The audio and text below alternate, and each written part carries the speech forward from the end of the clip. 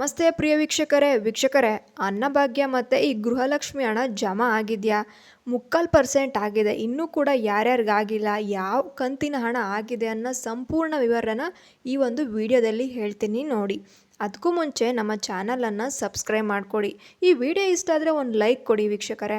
ಇನ್ನು ಡೈರೆಕ್ಟಾಗಿ ವಿಷಯ ಹೇಳೋಕ್ಕೆ ಬಂದರೆ, ನಿನ್ನೆ ಮೊನ್ನೆ ಸುಮಾರು 3 ದಿನಗಳಿಂದ ಸತತವಾಗಿ ಒಂದು ಅನ್ನಭಾಗ್ಯದ ಹಣ ಇನ್ನು ಬರ್ತಾ ಇದೆ ನಮಗೆ ಸರ್ಕಾರದಿಂದ. ಎಲ್ರಿಗೂ ಕೂಡ ಒಂದೇ ದಿನ ಬರ್ತಿಲ್ಲ, ಆದರೆ 3 ದಿನದವರೆಗೂ ಕೂಡ ಬರ್ತಾ ಇರೋದನ್ನ ನಾವು ನೋಡ್ತಾ ಇದ್ದೀವಿ. ಅದು ಯಾವ ತಿಂಗಳದ್ದು ಬರ್ತಾ ಇದೆ ಅಂತೇಳಿ ನೀವು ಕೇಳೋದಾದರೆ ವೀಕ್ಷಕರೇ, ಮೇ ತಿಂಗಳದ ಇವಾಗ ಹಾಕಿದ್ದಾರೆ. ಇನ್ನೂ ಕೂಡ ಜೂನ್ ತಿಂಗಳದು ನಮಗೆ ಅಂದರೆ ಏಪ್ರಿಲ್ ಮೇ ಜೂನ್, ಜೂನ್ದೊಂದು ಬರಬೇಕಾಗಿದೆ. ಆದರೆ ಮೇ ತಿಂಗಳದ 1 ತಿಂಗಳು ಬಿಟ್ಕೊಂಡು ಹಾಕಿದ್ದಾರೆ. ಈಗ ನಮಗೆ ಉಳಿದಿರೋದು ಜೂನ್ ತಿಂಗಳದು ಯಾವಾಗ ಬರ್ಬೋದು ಅಂತ ಕೇಳೋದಾದರೆ, ನಿಮಗೆ ಇನ್ನೂ ಕೂಡ ಈ ಮಂತ್ ಎಂಡಲ್ಲಿ ನಿಮಗೆ ಜೂನ್ ತಿಂಗಳದು ಹಾಕ್ತಾರೆ ವೀಕ್ಷಕರೇ. ಖಂಡಿತವಾಗ್ಲೂ ಕೂಡ ಅದನ್ನು ಹಾಕ್ತಾರೆ.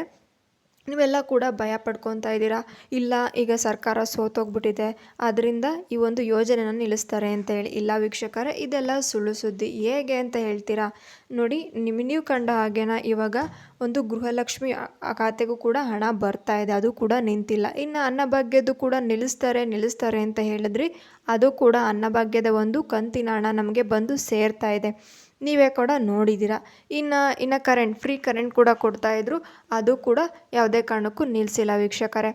ಇನ್ನು ವಿದ್ಯಾರ್ಥಿಗಳಿಗೂ ಕೂಡ ಏನು ಯೋಜನೆ ಇತ್ತು ಅದನ್ನು ಕೂಡ ನಿಲ್ಲಿಸಿಲ್ಲ. ಯಾರೂ ಕೂಡ ಗಾಬರಿ ಆಗಬೇಕಾಗಿಲ್ಲ, ಎಲ್ರಿಗೂ ಕೂಡ ಸರಿಸಮಾನವಾಗಿ ಹಣನ ಹಂಚ್ತಾ ಇದ್ದಾರೆ. ಇದೆಲ್ಲ ಒಂದು ಕಡೆ ಆದರೆ, ಇನ್ನು ಗೃಹಲಕ್ಷ್ಮಿಯ 11ನೇ ಕಂತಿನ ಹಣ ಯಾವಾಗ ಬರುತ್ತೆ ಅಂತೇಳಿ ನೀವು ಕೇಳ್ತಿದ್ರಿ.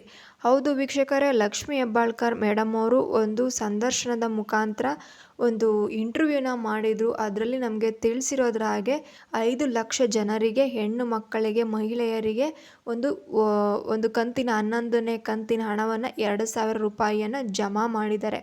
ಇನ್ನು 1 ಕೋಟಿ ಮಹಿಳೆಯರಿಗೆ ಜಮಾ ಆಗಬೇಕಾಗಿದೆ ವೀಕ್ಷಕರೇ. 5 ಲಕ್ಷ ಅಂದರೆ ಬೆರಳೆಣಿಕೆ, ಸ್ವಲ್ಪ ಜನಕ್ಕೆ ಮಾತ್ರ ಇಲ್ಲಿ ಟ್ರಾನ್ಸ್ಫರ್ ಆಗಿದೆ. ಯಾಕಂದರೆ ಸ್ವಲ್ಪ ಟೆಸ್ಟಿಂಗಿಗೆ ಅಂತ ಹೇಳಿ ಆಗ್ತಾರೆ. ಫಸ್ಟು ಪ್ರೊಸೆಸಿಂಗಲ್ಲಿ ಟೆಸ್ಟಿಂಗ್ ಕರೆಕ್ಟಾಗಿ ಎಲ್ರಿಗೂ ಕೂಡ ಹೋಗ್ತಾ ಇದೆಯಾ ಅಂತೇಳಿ ಟೆಸ್ಟ್ ಮಾಡೋದಕ್ಕೋಸ್ಕರ 5 ಲಕ್ಷ ಮಹಿಳೆಯರಿಗೆ ಮೊದಲು ಒಂದು 11ನೇ ಕಂತಿನ ಹಣವನ್ನು ಜಮಾ ಮಾಡಿದ್ದಾರೆ.